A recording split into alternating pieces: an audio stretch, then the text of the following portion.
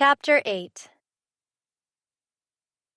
Randall scanned the crowd lined up along the fence line, but there was no flowing red hair anywhere. The drive would start soon, and part of his pride was dented knowing she wasn't watching.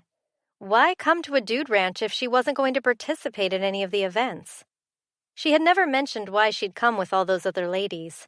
It wasn't like they could be sisters, at least not blood sisters. Braden dismounted and stood in front of the crowd, gesturing for them to listen.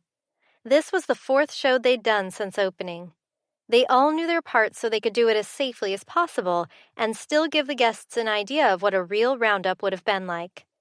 Maverick pawed the ground, already knowing what would happen and what Randall expected of him.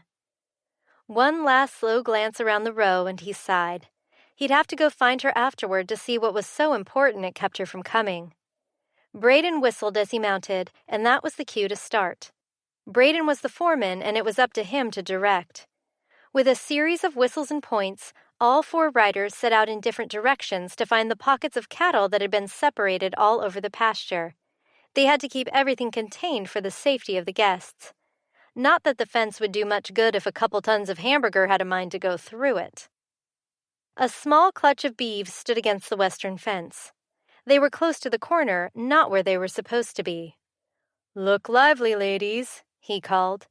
The whole procedure had become almost boring. They had to herd the cattle from one pasture to the next. It wasn't much like a roundup would have been over 100 years ago, but little was. One of the young steers gave a little hop and ran for him, butting him in the ankle, then veered off shaking its head. He whistled a command to Maverick to give chase. The calf bellowed, and soon he had a rankled mama chasing after him. The calf raced right for the fence. Randall glanced downrange and his heart lurched to a stop. There was Madison, a look of pure terror on her face. She wasn't looking at the barreling mini bull, but at him. He whistled and slung low in the saddle for Maverick to hurry up, got ahead of the calf, and headed him off. Maverick got far too close to the fence. He could practically smell Madison's shampoo. The crowd erupted in cheers as he herded the calf and cow back to the herd. His boot was feeling mighty tight by the end of the show, and he wasn't at all sure he'd be able to stand on it when it was time to dismount. All the other riders dismounted, then went to the fence to answer questions and whip up excitement. Randall searched the fence, but he didn't see Madison. He needed to get some ice on his ankle quickly or he'd be cutting his boot off. Maverick got him back to the stable. He'd be fine dismounting until his foot hit the dirt. Then he'd have to hold himself up with his sore ankle while he slipped his foot from the stirrup. As he hit the ground, he couldn't keep from sucking in his breath at the heat and slicing pain. Auburn tresses tucked under his arm and held his chest and back. "Use me to lean on," she whispered. Where had she come from? He slipped his good foot out of the stirrup and managed to get his footing. "You sit. I'll take care of Maverick." His horse wouldn't allow it. He never had. Randall had been surprised when he'd even let her mount the night before. Randall clenched his teeth. "Braden will take care of him when he gets back. Maverick doesn't take kindly to others, and no offense, librarian, but watching me groom him once doesn't make you skilled enough to do it." "Sit down, you stubborn man, and get that boot off. I'll go get you some ice." She clutched his shirt and pulled him along, slowly directing him to the camp chair. "Are you always so—" "Don't you dare say it, cowboy, or I'll leave you here and get Mrs. Alice to tend you. She won't take too kindly to have dinner prep interrupted. Your choice." She had him there. He slouched into the chair and grimaced at the pain shooting up his leg and down into his foot. Madison gave him a quelling look, then ducked into the next stall for the other chair. She set it in front of him and carefully lifted his foot to her lap. "What do you think you're doing?" He didn't need her taking off his boot. No one needed to see his feet. She glanced up into his face, then killed him with one of those smiles. "Making sure you don't leave." She wrapped her hand around the back of his boot and tugged. When he opened his eyes, she dropped his boot to the floor and gently turned his foot to get a better look. Her fingers tugged the leg of his jeans up and skimmed her fingers over the tender area. "What do you say, Doc? Time to amputate?" He had to joke before the tightening in his chest kept him from breathing. No one's touch should be that soft. She laughed softly and stood, holding his ankle level and then setting it down in the chair. I don't think it'll kill you, but you better keep it up. I've got to go wash my hands and get you an ice pack. Luke's warning hit him like a brick. You can't be seen in here. Luke said absolutely no guests. If you're caught in here, they'll fire me. Madison smiled over her shoulder as she paused by the door. Then I won't get caught. I'll be back before you miss me. Too late. Randall let his head fall back against the chair. It just figured that the one and only woman who'd kept his attention longer than 10 minutes couldn't listen. He'd have to get gruff with her, and he absolutely didn't want to, especially when she was trying to help him. The walls around Madison's heart tumbled. It had started when the calf ran out and jumped, butting Randall in the leg. She'd wanted to rush in there, but what could she do? When the calf charged at her and he came to her rescue, even hurt, that was the clincher. Not only was he the most attractive man she'd ever laid eyes on, he was a total cowboy. Just like her father and brothers. Even when her pa had been chilly with her, he'd always been fair, respected her mama, and feared God. Randall was cut from that same cloth. Madison found a bathroom and took care of her hands. Randall's boots had been typical cowboy boots, and, while she'd been accustomed to the mess when she was young, she still wanted it off. Now. The thought of lying to Mrs. Alice made her sick, but if she didn't, the woman would ask questions. She peered around the open kitchen and searched for the short, plump woman. Mrs. Alice? Right here. What can I do for you? She wiped her hands off on a towel and closed the refrigerator door where she'd been hidden. One of the boys has a swollen ankle, took a fall. Can I bother you for some ice or an ice pack?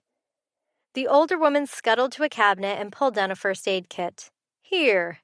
She handed Madison a rectangular, disposable ice pack. I don't want to have to worry about getting anything back. If he needs anything more serious, send him to Miss Adams and she can decide what to do. Yes, ma'am. Madison stifled the urge to salute. Mrs. Alice's kitchen was her domain until Luke found someone to take the job permanently. Madison rushed back toward the stable to make sure no one standing over by the pasture saw her. Many guests stood by the corral, still enthralled with the cowboys. She cautiously slid the door and peeked inside to make sure it was as empty as when she'd left it. Maverick still stood in the middle of the aisle.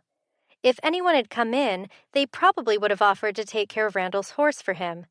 She would have to be quick before Luke and the others came back.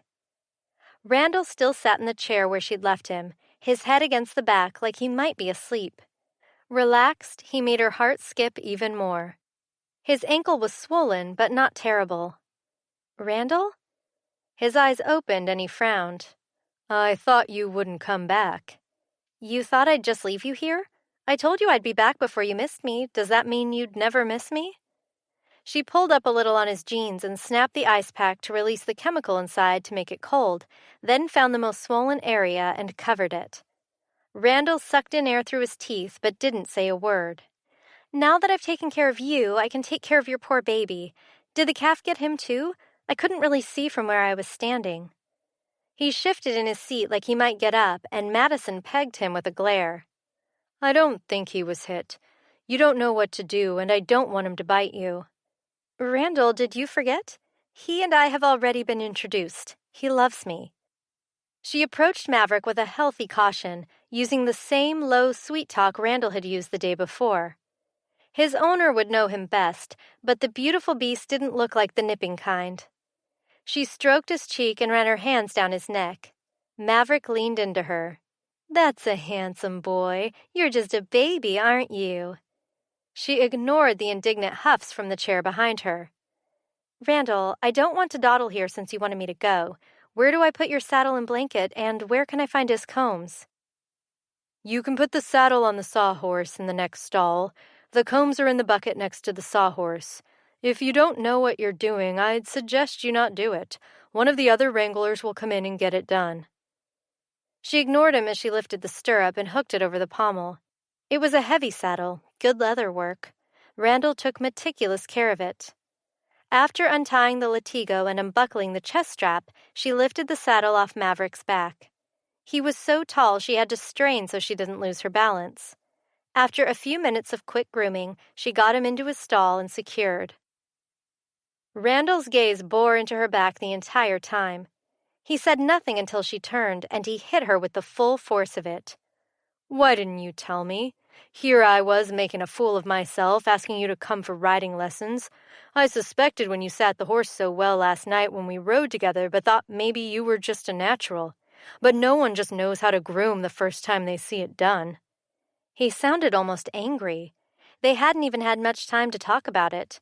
If he was that bothered by such a small thing, what would he think of her profession? The one thing she just didn't share. "I'm sorry. You never really asked. I grew up around horses, but like I did tell you, I don't ride anymore. I haven't for years. I better go." Leaving him sitting in that chair with a swollen leg, unsure if he could even walk, was about the last thing she wanted to do, but she wouldn't let him lose his job. "Madison?" he called, halting her. She turned back to him and he'd relaxed. "Will I see you tonight?" Oh, her lips and heart wanted to scream yes, but her mind was branded with his heated, accusing look. That same look she'd get when he found out she was more big city than he ever thought.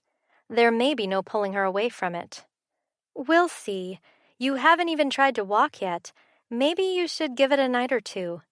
Madison shoved out the door before he could speak again. He'd never beg her to stay. A cowboy never did. They were honorable, respectful, and God-fearing. And not for her. Not by a long shot.